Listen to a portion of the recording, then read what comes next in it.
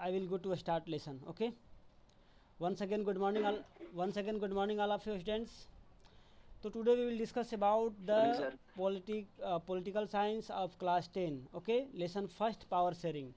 Because students, you know that ki this lesson was started या फिर read in the month of April and May. But today we will discuss या revise for the purpose of PT1. Okay. Your syllabus, you know that ki history, geography and economics lesson 1 and politics lesson 1 and 2. Okay, so you will revise lesson 1 and 2 in politics. Okay, today I am going to revise lesson 1, power sharing. Okay students, but I know that ki in the political books from class 9th we will notice that ki in this book, that means politics book, all the matters discussing about the democracy.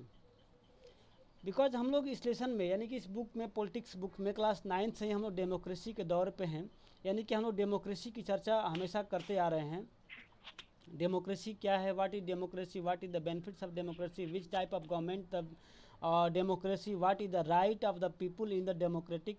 That means हम इस political book में हम लोग class 9 से ही democracy के बारे में discussion करते चले आ रहे हैं. But today we will discuss about the power sharing. Power sharing क्या होता है, what is the power. That is you know that कि in a democratic government all the powers are stored in the peoples citizens. यानी democratic government में पूरा जो power है वो किसके अंडर में है, नागरिक के अंदर में है, सिटीजन के अंदर में है. और भी इक्वली, नट कि कोई किसी के पास ज़्यादा पावर है, किसी के पास अधिक पावर है. जो पीपुल्स हैं, चाहे वो किसी भी रीजन्स के हो, किसी भी लैंग्वेस्टिक ग्रुप के हो या फिर किसी भी एरियाज़ के हैं, सबका पावर क्या होता है, इक्वल होता है. इक्वल होता है. ठीक है, तो हम देखते हैं आखिर पावर इक्वल है कैसे. That means power is shared. Power बटा गया तब तो पावर इक्वल होता है. मान लीजिए अगर मेरे पास कोई चीज़ है, कोई वस्तु है, मैं किसी को न बांटूं तो फिर इक्वल कहाँ से रहेगी. या फिर मैं कैसे, दैट मीन्स मेरे पास जो पावर्स है या फिर जो इक्वल्स कुछ इक्विपमेंट्स है मैं उसको शेयर कर रखा है, तब तो सबके पास पावर इक्वल होगा. तो आखिर what is the need of power sharing. Power sharing की ज़रूरत क्या है, what is the benefit of power sharing, what is the need of power sharing. हम इस चीज़ को समझने के लिए यहाँ पर we have to a story Belgium and Sri Lanka. यहाँ बेल्जियम एंड श्रीलंका की दो स्टोरी है. थोड़ा सा हम उसको स्टार्टिंग में एक्सप्लेन करूँगा 2 मिनट में कि उसमें आखिर क्या सिचुएशन थी कि पावर शेयरिंग करना पड़ा गवर्नमेंट को. ठीक है, पावर शेयरिंग गवर्नमेंट क्या पड़ती है. तो आप लोग बुक निकाल लीजिए, page number 2, Belgium and Sri Lanka. Topic number Belgium and Sri Lanka. Okay बेटा, ओपन कर लिया आप लोग ना. Belgium and Sri Lanka. लिसन, तो Belgium and a small country in Europe. Belgium जो है एक यूरोपियन कंट्री का एक स्मॉल छोटा सा देश है, जो कि हमारे एरिया में हरियाणा जो है उससे भी छोटा है. और इसका जो वो है पॉपुलेशन है वो लगभग हरियाणा का आधा है. बट इतने छोटे से कंट्री में सोच लीजिए हमारे एक स्टेट्स हरियाणा के इक्वल के आधा उसका वो है, क्या बोलते हैं, एरियाज है, छोटा है. और उस पॉपुलेशन जो है आधा है. इसकी बाउंड्री नीदरलैंड, जर्मनी एंड लैक्समबर्ग से होकर गुजरती है. इसका पॉपुलेशन जो है लगभग 1 करोड़ है. और इतने लिटिल पॉपुलेशन में यहाँ पर इतने कंपोजिशन है, इथनिक कंपोजिशन मतलब जाति है, एक वर्ड है इथनिक, ETHNIC ना, इथनिक कंपोजिशन. यानी कि जाति अलग अलग कास्ट के लोग अलग अलग लैंग्वेस्टिक यानी कि लैंग्वेज के यूज करने के अकॉर्डिंग जो है इसमें कई प्रकार के जाति के लोग हैं इतने छोटे से कंट्री में. तो आप देख सकते हैं कि यहाँ पर किस तरह के लोग हैं. तो out of the country total population is 59% lives in the Flemish region and speaks Dutch language. देखिए यहाँ समझने की बात है कि इतने से छोटे से कंट्री में बेटा 59% लोग जो है फ्लेमिश हैं, फ्लेमिश जाति के लोग हैं. एक प्रकार से हम लोग कहते हैं हिंदू मुस्लिम, उस प्रकार से एक फ्लेमिश वहाँ पर कास्ट. यस सर, उन लोग को बोल दीजिए जो माइक ऑन किए हैं. बेटा प्लीज ऑफ योर स्पीकर. बेटा Sachin of your speaker. Santosh Sharma mister, बेटा आप योर स्पीकर. शायद ये आकांक्षा शर्मा है.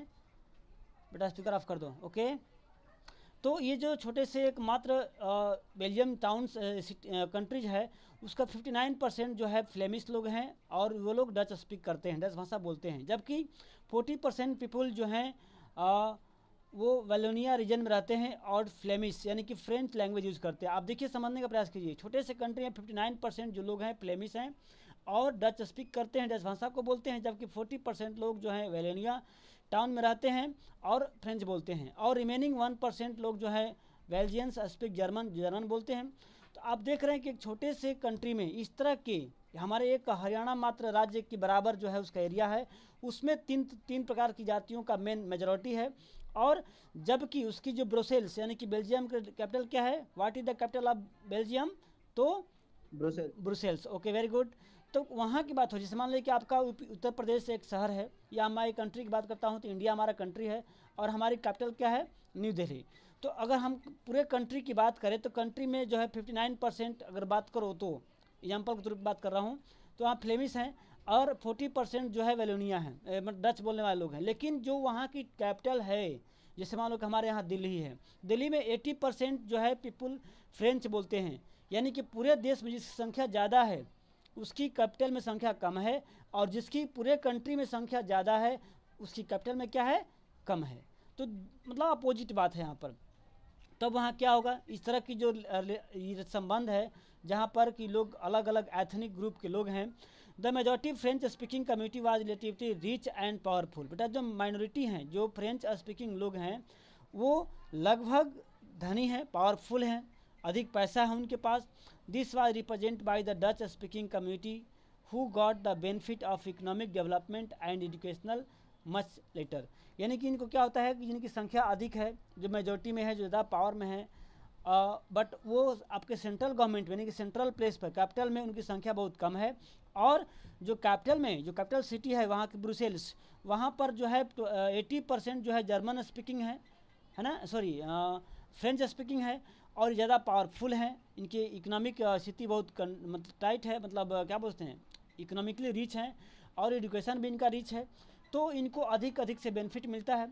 लेकिन होता क्या है, led this to the tension between the Dutch speaking and French speaking communities during the 1950 and 1960। देखिए इन दोनों भाषाओं को बोलने वाले लोगों के बीच में 1950 से 1960 के बीच में टेंशन रहता है, थोड़ा सा समस्या आ जाती है। समस्या क्यों आती है भाई, कि हम पूरे कंट्री में अधिक संख्या हमारी है, फिर भी हमें बेनिफिट्स चाहे इकोनॉमिकली हो या फिर एजुकेशनल या अदर चीज़ में हमें बेनिफिट नहीं मिलता है, बल्कि तुम जो है तुम्हारी संख्या बहुत कम है, फिर भी तुम बहुत सारे चीज़ों को अफोर्ड करते हो, अपने को पावर रखते हो। इसी को लेकर के दोनों कम्युनिटी यानी कि French communities, French speaking communities और डच स्पीकिंग कम्युनिटीज़, दोनों को लेकर टेंशन हो जाता है।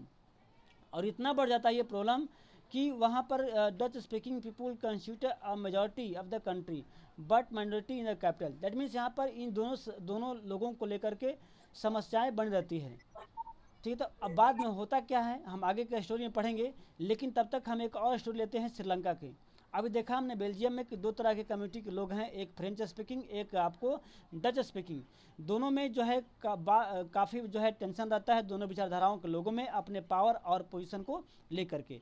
अब देखते हैं हम श्रीलंका में क्या होता है, श्रीलंका में किस तरह की समस्या आती है। तो श्रीलंका में भी दो तरह के मेनली लोग रहते हैं, एक तो है आपको श्रीलंकन तमिल और एक है सिंहला। देखते हैं यहाँ पर क्या समस्या आती है। तो आप यहाँ से बात कर सकते हैं। तो थोड़ा सा मैं कैमरे को फिर स्विच करूँगा, मैं बेल्जियम की थोड़ा सा दिखाने का प्रयास करूँगा मैप के माध्यम से, ताकि आपको क्लियर स्पष्ट हो जाए। ओके बेटा, are you look clear map? Yes sir. देखिए तो ये बेटा बेल्जियम की मैप है। किसका मैप है? बेल्जियम का है। तो आप यहाँ देख सकते हैं, यहाँ पर स्पष्ट लिखा हुआ है ब्रुसेल्स कैपिटल रीजन। तो बेटा ये जो रीजन्स आप देख रहे हैं, ठीक है, ये छोटा सा पार्ट्स, ये ब्रुसेल्स है, ये बेल्जियम की क्या है, कैपिटल टाउन है। यहीं पर जो है क्या है 80% फ्रेंच बोलने वाले हैं और 20% डच बोलने वाले हैं। ओके, जबकि पूरे कंट्री में, बाकी हम कंट्री की बात करें तो बाकी कंट्री में आप देख सकते हैं कि किस तरह से फ्रेंच स्पीकिंग की संख्या ज़्यादा है ना, और डच स्पीकिंग की संख्या कम है। But in the capital town ये अपोजिट है। क्या है? कैपिटल में बिल्कुल ही अपोजिट है, आप यहाँ देख सकते हो। तो इस तरह से आप देख लीजिएगा इस मैप का कि किस तरह से जो है यहाँ पर लैंग्विस्टिक डाइवर्सिटीज़ है और वहाँ के लोगों की समस्याएं क्या है। अब हम बात कर चलते हैं श्रीलंका की। श्रीलंका में हम आगे पढ़ते हैं, तो मैं कैमरा स्विच कर लेता हूँ, आप ध्यान से सुन लीजिए। तो श्रीलंका में भी वहाँ पर एथनिक कंपोजिशंस है। देखते हैं क्या है यहाँ पर। Sri Lanka is a island nation, आप जानते हैं हमारे कंट्री के साउथ पार्ट में है, just a few kilometer off southern coast of India, है ना, तमिलनाडु से कुछ ही दूर पर है। It has about 2 crore people, देखिए यहाँ जनसंख्या लगभग दिया उस समय का 2 करोड़ पीपुल है यहाँ पर है, लगभग हरियाणा के बराबर।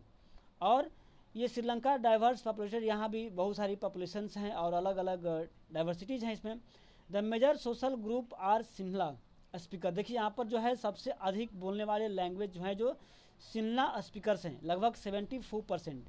जितनी पॉपुलेशन वहाँ की है उसका 74% क्या बोलते हैं लोग, सिन्हला लैंग्वेज स्पीक करते हैं।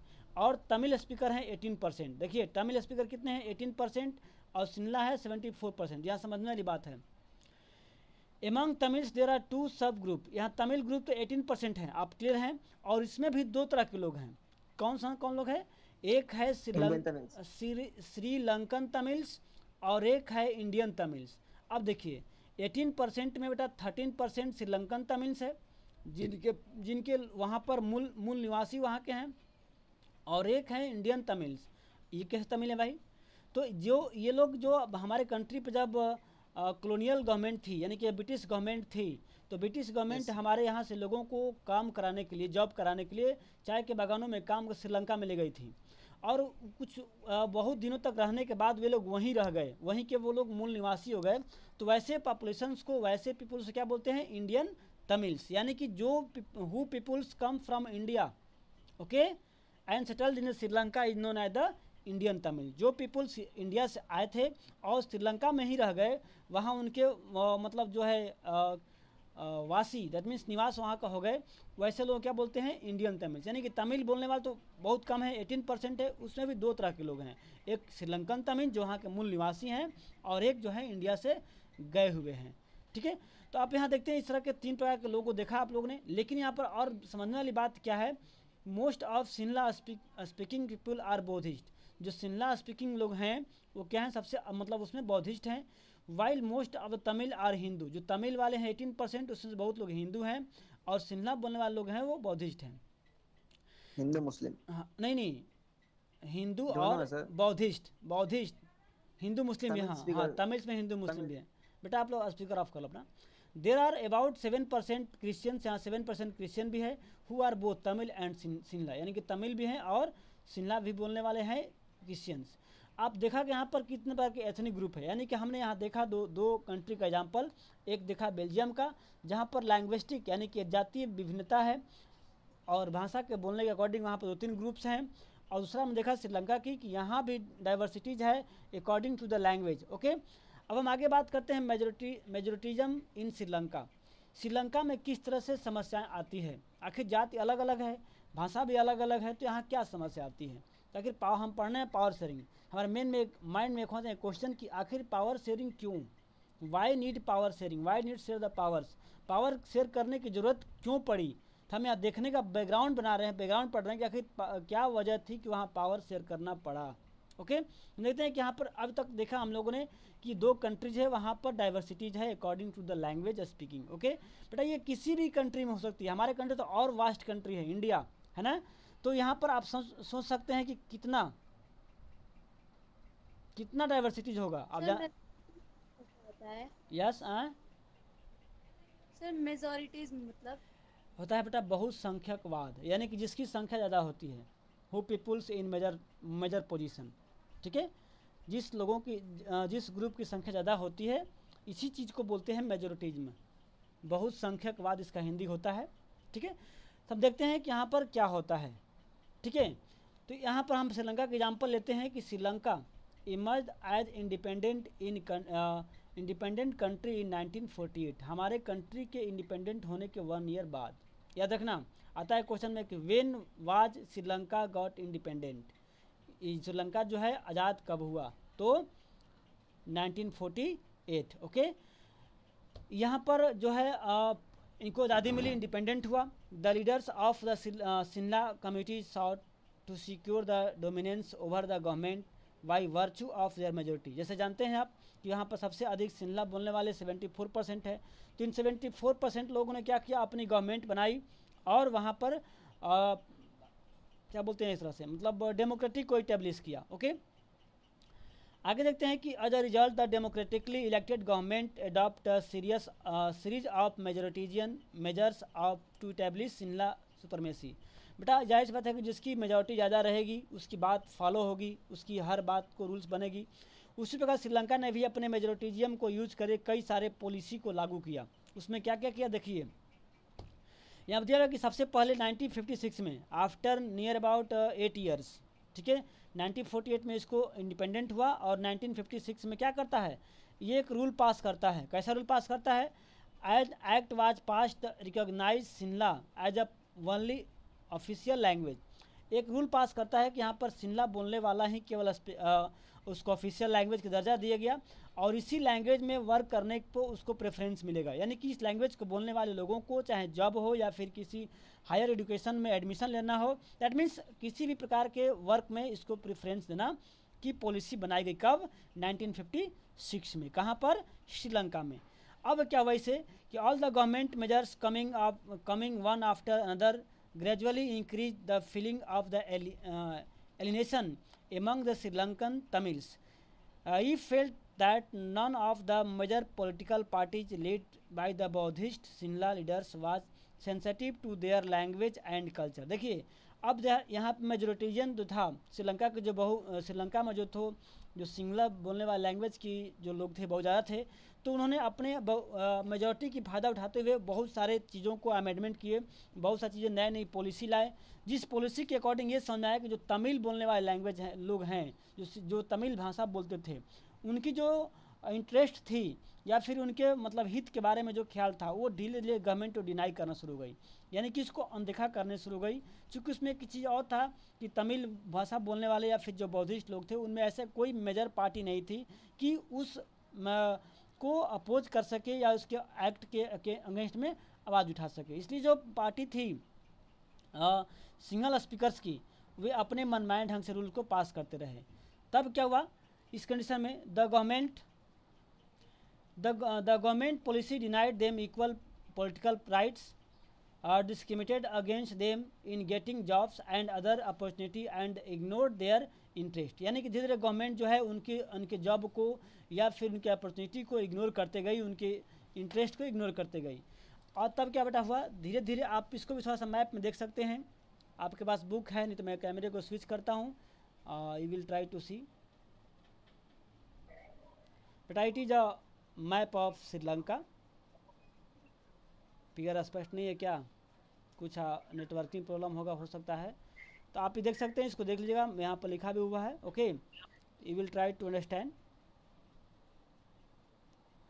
तो नेक्स्ट चलते हैं श्रीलंका में। तो क्या हुआ, इस तरह से जो गवर्नमेंट वहाँ डिनाई कर थी उनके इंटरेस्ट को या उनके अपॉर्चुनिटी को, तो वहाँ के लोगों में जो है कन्फ्लिक्ट जैसा भावना बनते गया, मतभेद होते गया, और एक बार इतना बढ़ गया कि वहाँ के लोगों ने सिविल वार कर दिया, कन्फ्लिक्ट हो गया, और नियर अबाउट 1,000 यानी कि इसमें लिखा हुआ है मिलियंस, दैट मीन्स आप देखेंगे अगर तो ये धीरे धीरे संबंध जो है बिगड़ते चला गया दोनों भाषाओं के लोगों में, और इतना बिगड़ गया कि सिविल वार छिड़ गया, ठीक है, दोनों कम्युनिटी के बीच में। और as a result 1000 of people of both the community have been killed. यहाँ पर एक बात दिया हुआ है कि लगभग दोनों साइड के हज़ारों लोगों की, यानी कि दोनों भाषाओं के बोलने हज़ारों लोगों की मृत्यु हो जाती है, लोग मार जाते हैं, और बहुत सारे फैमिली के लोग ज़बरदस्ती अपने घर को छोड़ देते हैं मजबूरी में और रिफ्यूजी की तरह रहने को मजबूर हो जाते हैं, और बहुत लोगों का अपना जीवन यापन समाप्त हो जाता है। तो देखा हमने कि डेमोक्रेसी थी, यहाँ डेमोक्रेसी थी, लेकिन क्या हुआ, पावर को शेयर नहीं किया गया था, लोग को इक्वलिटी नहीं थी, कुछ लोग ज़्यादा पावर था तो कुछ लोग बिल्कुल ही पावर नहीं था। देखा कि हमारे बिना पावर क्या हुआ, लोगों ने आपस में कन्फ्लिक्ट हुआ, सिविल वार हुआ और काफ़ी जान माल की क्षति हुई। अब कहते हैं कि बेल्जियम ने क्या किया श्रीलंका में, देखा आप लोगों ने कि पावर शेयर न होने की वजह से वहाँ पर किस तरह की समस्याएं आई। अब कहते हैं कि बेल्जियम ने क्या किया इस चीज़ को निपटने के लिए, इस चीज़ को ऐसी समस्याओं से बचने के लिए बेल्जियम ने क्या किया। तो नेक्स्ट टॉपिक हमारा है एकोमोडेशन इन बेल्जियम। बेटा इसको स्टार्ट करूँ या इससे पहले कुछ पूछना है? You have only 1 minute. If you have any doubts, please. Students, reply, beta. You have not any problem? No sir. Okay. तो देखते हैं एकोमोडेशन इन बेल्जियम, बेल्जियम में किस तरह की व्यवस्था की गई कि वहाँ पर इस तरह की बात नहीं हुई, या फिर क्या वहाँ पर हुआ। तो बेटा देखिए, Belgium is leaders took the different path, Belgium ने श्रीलंका की तरह नहीं किया कि श्रीलंका ने अपने को आज़ादी की बट पावर को शेयर न किया, और मेजॉरिटी को अधिक पावर हुआ, माइनॉरिटी को नहीं हुआ, इसलिए वहाँ पर कन्फ्लिक्ट हुआ, सिविल वार हुआ, दंगे हुए और बहुत सा जान माल की क्षति हुई। बट बेल्जियम ने इस तरह कोई नहीं किया, उसने बल्कि एक डिफरेंट वे, एक अलग तरीके से उपयोग किया अपने पावर को, ताकि समस्याओं से बचा जा सके। देखिए यहाँ पर दिया हुआ कि between 1970 and 1993 they amend their constitution 4 times, यानी कि उन्होंने 70 से लेकर 93 यानी कि 23 वर्ष की अवधि में उन्होंने अपने संविधान में चार बार अमेंडमेंट का सुधार किया, ताकि लोगों में कोई कन्फ्लिक्ट ना हो, लोगों में कोई सिविल वार की ऐसी घटना न घटे।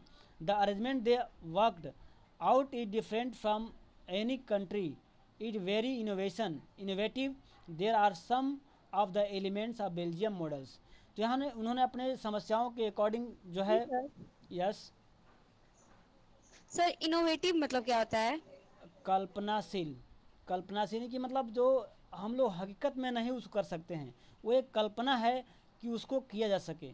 दैट मीन्स जो बेल्जियम में जो व्यवस्था की गई वो एक कल्पना मात्र थी कि ऐसा हो सकता है, लोगों ने ऐसी कभी सोचा नहीं था, कल्पना की थी, बट उन लोगों को डाउट था कि ये होगा, ये मतलब जो वर्क है वो सफल होगा नहीं होगा। ठीक है, ये बोलते हैं वेरी इनोवेटिव, यानी जो उन्होंने किया वो एक बहुत ही कल्पनाशील था।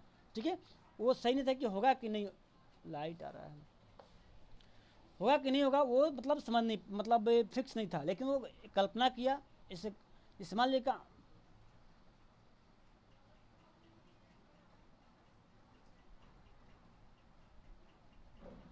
ठीक है बेटा, हाँ, तो उन्होंने क्या किया, सबसे पहली बात हम देखते हैं, constitution prescribe that the number of Dutch and French speaking ministers shall be equal in the central government. उन्होंने क्या किया कि जो डच बोलने वाले, आप देखा वहाँ पर बेल्जियम में कि डच और फ्रेंच दोनों बोलने वाले लोग थे, तो एक तरफ जो है डच बोलने वालों की संख्या जो है पूरे कंट्री माइनॉरिटी थी, बट जो कैपिटल टाउन थी वहाँ पर ज़्यादा थी। तो उन्होंने क्या किया कि जो सेंट्रल गवर्नमेंट थी उनमें दोनों लैंग्वेज बोलने वाले लोगों की संख्या जो है इक्वल रखा। क्या रखा? इक्वल संख्या रखा।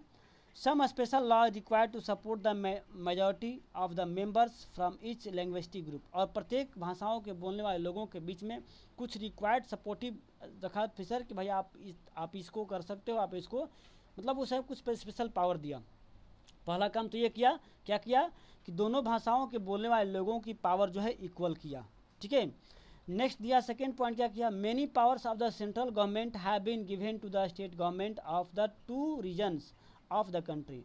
जैसे हमारे कंट्री में क्या है कि कंट्री है, स्टेट्स है, तो वहाँ के जो सेंट्रल गवर्नमेंट थी उससे कुछ पावर को लेकर के स्टेट गवर्नमेंट को डिवाइड कर दिया गया, स्टेट गवर्नमेंट को पावर को दे दिया गया, भाई आप कुछ पावर अपने पास रखो। और ये जो पावर्स थे वो आपके स्टेट गवर्नमेंट फ्री था, ऐसा नहीं कि सबऑर्डिनेट थे, लिखा हुआ इस चीज़ को, the state government are not subordinate to the central government, यानी कि सेंट्रल गवर्नमेंट पे आश्रित नहीं था स्टेट गवर्नमेंट। अपने जो पावर्स सेंट्रल गवर्नमेंट को दी गई, स्टेट गवर्नमेंट को दी गई थी, वे अपने पावर को भरपूर उपयोग करने के योग्य थे। ऐसा नहीं कि हम अब मेरा कुछ पावर है तो आप सेंट्रल गवर्नमेंट से पूछ से करेंगे या उनसे परमिशन ले करेंगे, जो उसको पावर दे दिया गया था उसको पूरा फुली करने के लिए वो एग्री थे, मतलब उसको अलाउ था।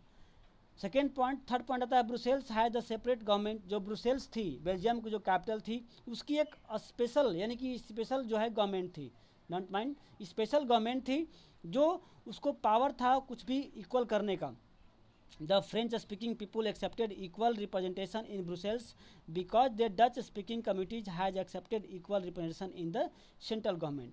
उस प्रकार दोनों गवर्नमेंट, दोनों जो स्पीकिंग लैंग्वेज थे वो लोग ने एग्री हुए कि भाई चलो ब्रुसेल्स कैपिटल टाउन है, यहाँ हमारी संख्या ज़्यादा है और हमारे कंट्री में पूरा संख्या कम है, तो हमारे जिस तरह से हमें वहाँ इक्वल की राइट मिला है तो हमें यहाँ भी क्या होगी, इक्वल की राइट मिलेगी। ठीक है, अब बताइए दो तरह की बात आती है, थर्ड पॉइंट, फोर्थ पॉइंट आती है।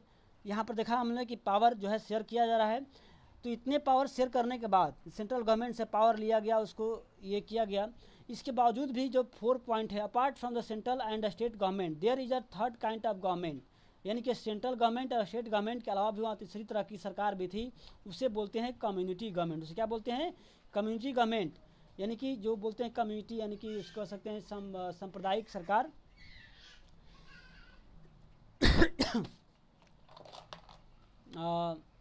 डच इसमें क्या होता है कि इसमें बात यह है कि मतलब कोई भी गवर्नमेंट कहीं का भी एरिया हो, अगर कोई कमी डच है, चाहे फ्रेंच हो या जर्मन स्पीकिंग लोग हैं, चाहे वो किसी भी एरिया में रहते हैं, उसका एक अपना अलग सरकार। जैसे मान लो कि हमारे कंट्री में हिंदू हैं, मुस्लिम है, सिख हैं, ईसाई हैं, लेकिन हमारे यहाँ ऐसी कोई गवर्नमेंट नहीं है, कम्युनिटी गवर्नमेंट नहीं है, स्टेट गवर्नमेंट है, सेंट्रल गवर्नमेंट है और लोकल लेवल गवर्नमेंट है। बट वहाँ पर दी गई कि एक कम्युनिटी गवर्नमेंट, यानी कि मान लो कि डच बोलने वाले लोग हैं, चाहे वो किसी भी कंट्री में रहते हों, चाहे हमारे कंट्री एग्जाम्पल लेते हैं, अगर मुस्लिम लोग हैं, चाहे वो किसी भी स्टेट में रहते हैं, तो उनका एक अलग गवर्नमेंट होगा। वो क्या करेंगे कि अपने धर्म का प्रचार प्रसार, अपने उसको किस तरह से कल्चर को, एजुकेशनल को, लैंग्वेज को मतलब विकास करना है, डेवलप करना है, वो उनकी टेंशन है, वो अपना खुद से करेंगे। उस पर कोई गवर्नमेंट जो है हस्तक्षेप नहीं कर सकती है।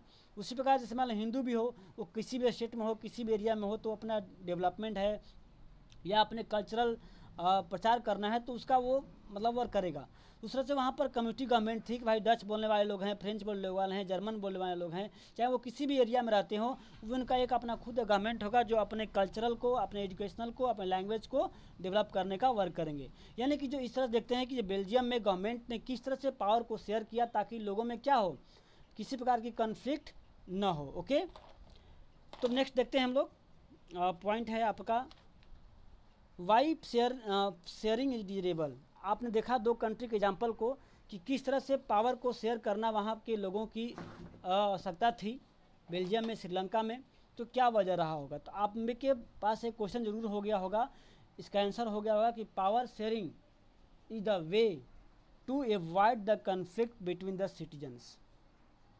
ओके, यानी कि पावर शेयरिंग एक रास्ता है जिसके द्वारा वहाँ रह रहे लोगों के बीच में सिविल वार या कन्फ्लिक्ट या दंगे या किसी प्रकार का मतभेद ना हो, इससे बचने के लिए क्या है, पावर शेयरिंग जरूरी है। ओके, तब यहाँ पर एक दिया गया पावर शेयरिंग, तो आप इसको देख सकते हैं, छोटा सा टॉपिक है, मेनली यही है कि पावर शेयरिंग क्यों जरूरी है। तो पावर शेयरिंग जरूरी इसलिए है, यहाँ पर लिखा हुआ है firstly power sharing is a good because it helps the reduce the possibility of the conflict between the social group.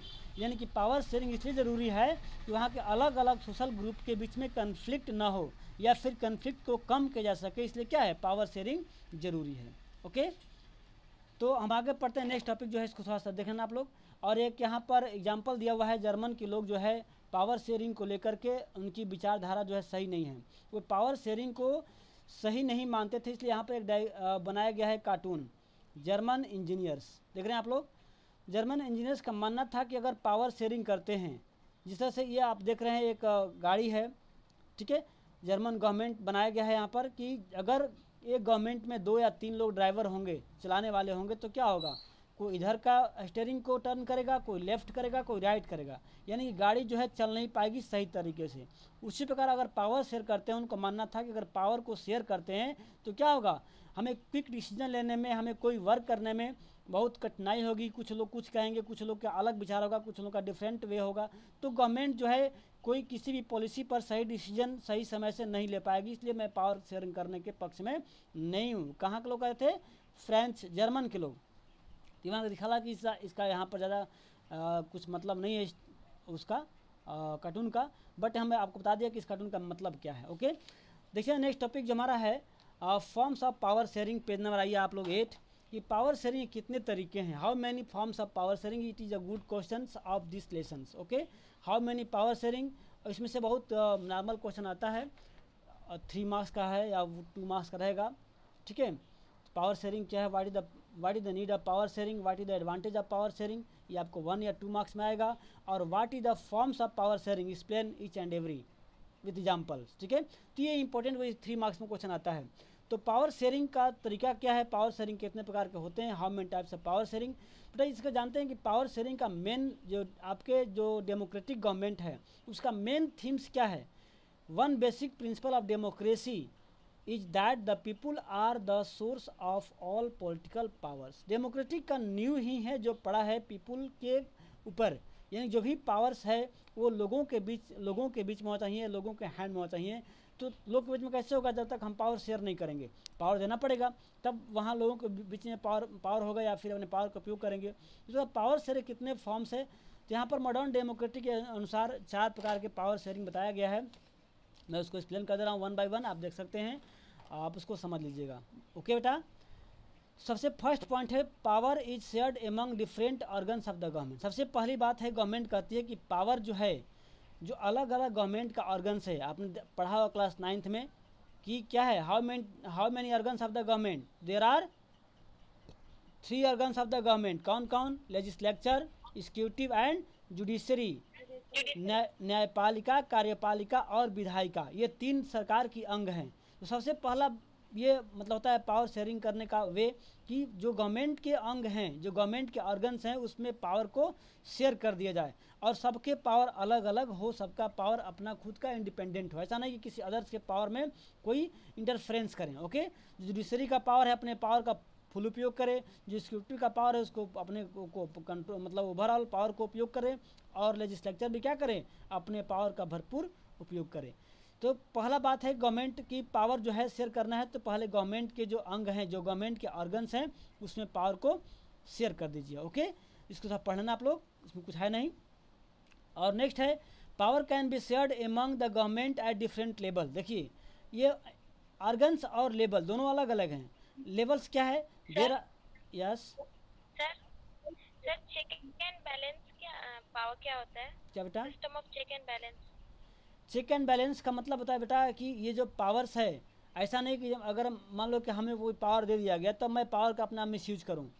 ठीक है, मान लो कि आपके एग्जीक्यूटिव है, एग्जीक्यूटिव को जो पावर दिया गया है, अगर पावर का मिसयूज हो तो क्या है? उसके लिए जुडिशरी है, उसके वर्क को जुडिशरी वॉच करता है कि क्या सही से वर्क हो रहा है कि नहीं हो रहा है। तो फिर जुडिशरी जो वर्क करता है उसको एग्जीक्यूटिव भी अपने नज़र रखता है कि नहीं? या फिर लोग होते हैं, पीपल होते हैं, उस पर राइट होता है कि वो अपने बात को गवर्नमेंट तक रख सकती है। तो यानी कि पावर को चेक करने का और पावर बैलेंस करने का मतलब है कि ऐसा ना कि कोई अपने पावर का मिसयूज करे, कोई मेरा पावर है, मैं पावर को जैसे भी यूज करूँ। तो इसके लिए पावर को चेक करने का या पावर को बैलेंस करने का जो राइट्स है, वो तीनों गवर्नमेंट एक दूसरे को करते हैं। लेजिस्लेचर का अगर होता है तो एग्जीक्यूटिव जुडिशरी करते हैं, जुडिशरी का पावर चेक करना मतलब होता है बैलेंस, तो एग्जीक्यूटिव लेजिस्लेचर करता है। इस तरह से तीनों का जो पावर है, या तीनों का जो गवर्नमेंट है दूसरे से बंधे हुए हैं, दोनों से मतलब संबंधित। ऐसा नहीं कोई अपने आप को अलग समझे कि तो मतलब अलग होंगे। ये होता है check and balance power. Okay, next होता है जो है लेवल्स। आप देखते हैं, मैंने आपको पढ़ाया है, देयर आर 3 टाइप्स ऑफ या 3 levels of the government in democratic country, जैसे सेंट्रल गवर्नमेंट, स्टेट गवर्नमेंट और लोकल गवर्नमेंट। ओके, अभी थोड़ा सा आपने एग्जाम्पल पढ़ा बेल्जियम में कि वहाँ पर सेंट्रल गवर्नमेंट से कुछ पावर को लेकर क्या किया गया था? स्टेट गवर्नमेंट को पावर दिया गया था। उसी प्रकार जो ये डेमोक्रेटिक गवर्नमेंट मानती है कि जो पावर है वो आर्गन को तो शेयर करना ही करना है, आर्गन के साथ साथ क्या करना, जो डिफरेंट लेवल पे गवर्नमेंट है, सेंट्रल लेवल पे सेंट्रल गवर्नमेंट, स्टेट लेवल पे स्टेट गवर्नमेंट और लोकल लेवल पे लोकल गवर्नमेंट को पंचायती राज बोलते हैं या फिर म्यूनसिपैलिटी कमेटी बोलते हैं। ओके, तो उस प्रकार जो लेवल्स है उसको भी क्या करना है? पावर को शेयर करना है। इसलिए आप देख लीजिएगा, इसको वही इसमें समझाया हुआ है कि सेंट्रल गवर्नमेंट पे सेंट्रल लेवल के पास कुछ पावर होता है, और सेंट्रल गवर्नमेंट से कुछ पावर को लेकर के स्टेट गवर्नमेंट को दिया जाता है, और स्टेट गवर्नमेंट से सेंट्रल गवर्नमेंट से कुछ पावर को लेकर क्या देता है? जो लोकल लेवल गवर्नमेंट होते हैं पंचायती राज सिस्टम पे, जिसमें आपको पंचायत समिति होती है, आप लोग गांव से रिलेटेड हैं या म्यूनसिपैलिटी से हैं तो वहाँ पर नगर पालिका, नगर निगम होता है।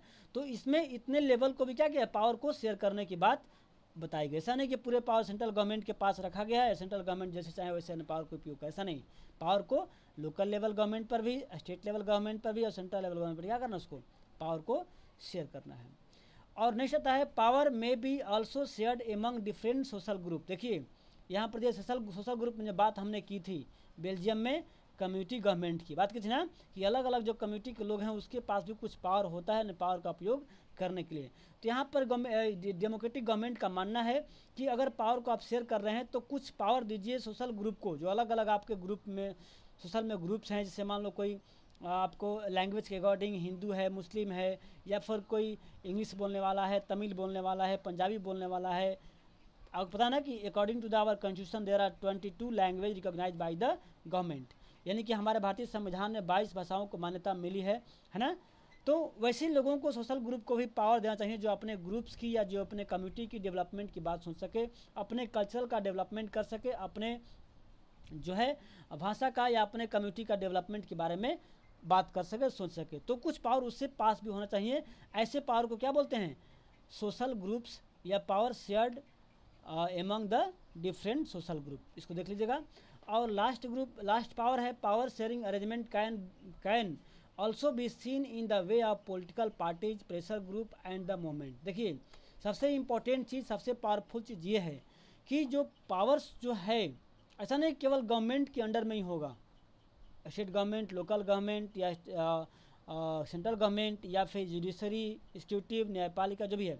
लेकिन कुछ पावर ऐसे हैं जो political parties, pressure group and movements. Pressure group को पढ़ना लेसन 5 में हम पढ़ेंगे, आगे वहाँ डिस्कस करेंगे इसके बारे में, प्रेशर ग्रुप क्या होता है, मूवमेंट्स क्या होते हैं। तो यहाँ पर थोड़ा सा चर्चा कर लेंगे हम। जैसे सपोज दैट कि मान लीजिए कोई पार्टीज है या कोई गवर्नमेंट है, कोई अलग एक्शन लेती है, कोई वर्क करती है या फिर कोई नियम बनाती है, तो क्या मेरे पास पावर है कि हम उसके अगेंस्ट में नारेबाजी कर सके, स्ट्राइक कर सके, आंदोलन कर सके, धरना कर सके? ये होता है कंट्री में, किसी भी कंट्री में होता है। आखिर क्यों होता है? इसके पावर कैसे है? क्यों नहीं उसको पुलिस से, क्यों नहीं सरकार उसको मार देती है? सरकार उसे क्यों नहीं मतलब आंदोलन को वो कर देती है? सरकार ने पावर दिया है प्रेशर ग्रुप को, पॉलिटिकल पार्टीज को, ऐसे मूवमेंट वाले लोगों को कि अगर सरकार की कोई भी वर्क, किसी भी एक्शन से अगर आप संतुष्ट नहीं हैं या आपको लग रहा है कि ये इलीगल हो रहा है, तो आप मूवमेंट कर सकते हैं, आप स्ट्राइक कर सकते हैं, क्योंकि आपको क्या दिया गया है? पावर। क्या दिया गया है? पावर। ओके, तो इस लेवल पर भी गवर्नमेंट ने पावर को शेयर किया है कि लोग, सरकार के अगेंस्ट में कोई वर्क होता है या सरकार कोई वर्क करती है, अगर उसके अगेंस्ट में कोई आपकी विचारधारा है या आपके कम्युनिटी के, आपके पार्टीज के या आपके लोकल एरिया के लायक नहीं है, तो आप उसको आंदोलन कर सकते हैं। जैसे मान लो कि हमारे एरिया में कोई डैम बनाना है, सपोज दैट, और हमारे देख रहे हैं कि हमारे डैम बनाने से हमारे एरिया को लॉस ज़्यादा है, तो क्या करेंगे हम? गवर्नमेंट के अगेंस्ट में वहाँ पर स्ट्राइक करेंगे, आंदोलन करेंगे। आपने पढ़ा होगा नर्मदा बचाओ आंदोलन, ज्योग्राफी में पढ़ेंगे हम लोग, आप 9th में पढ़ेंगे। तो उस प्रकार की जो है पॉलिसी को जो गवर्नमेंट फॉलो करती है, एक्ट लागू करती है, उसके अगेंस्ट में अगर कोई चाहे पीपुल या पार्टी चाहे तो आंदोलन करती है, तो उसको भी पावर दिया गया है। तो इस लेवल पावर को भी शेयर करना है। ये देखते हैं, इस तरह से आपका जो है कंप्लीट रिवीजन समाप्त हो गया है। तो आप इसको देख लीजिएगा, ठीक है, पढ़ लीजिएगा, और इसका मैं क्वेश्चन आंसर भी सेंड कर दिया हूँ, तो आप लोग उसको पढ़ लीजिएगा प्लीज़। ओके, और मैं थोड़ा सा टाइम लूँगा।